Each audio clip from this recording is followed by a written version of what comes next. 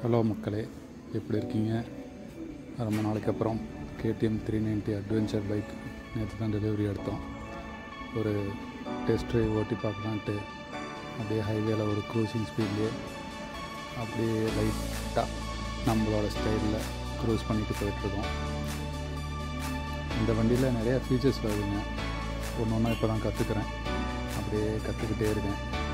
Cruise கண்ட்ரோல்லாம் இருக்குது, மோட்ஸ்லாம் நிறையா இருக்குது. Off road mods, street mode, அந்த மாதிரி நிறைய மோட்ஸ்லாம் இருக்குது.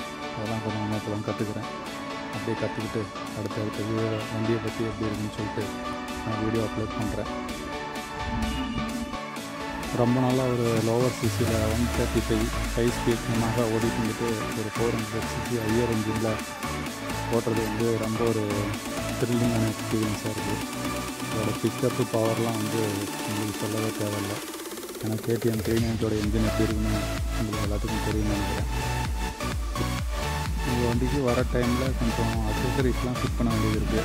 அந்த அக்சசரிஸ் ஃபிட் பண்ணுற வீடியோஸும் நான் இதுக்கு மேலே அப்லோட் பண்ணுறேன். இந்த வீடியோ பிடிச்சிருந்தா